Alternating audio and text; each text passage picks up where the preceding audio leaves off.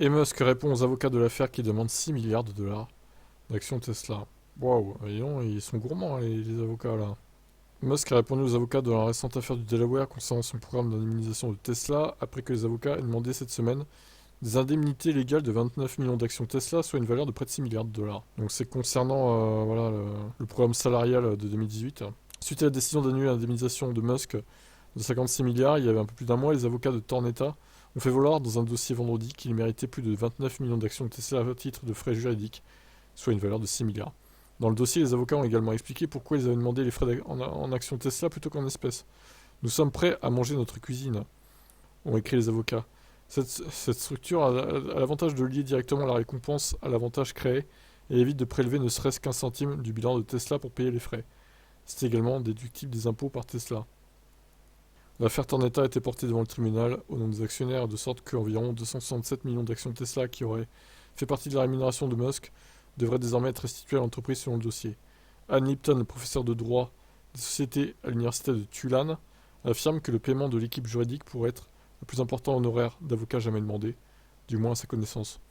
Maintenant, pour être honnête, l'affaire concernait la plus grande rémunération jamais accordée à un dirigeant.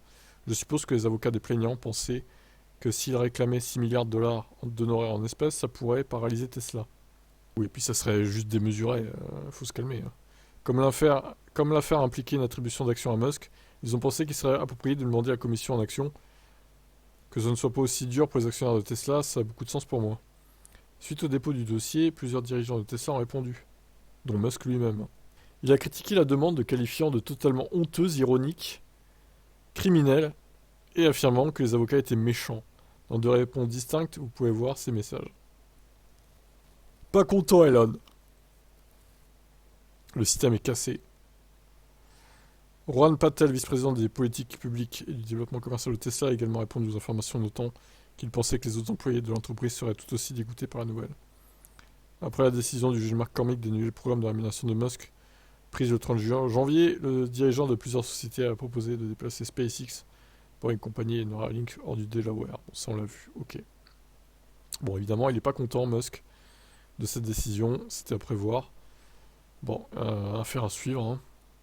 C'est vrai que c'est un peu démesuré, autant d'actions Tesla quand même. 6 milliards d'actions, waouh, faut se calmer là, non? Allez, ciao.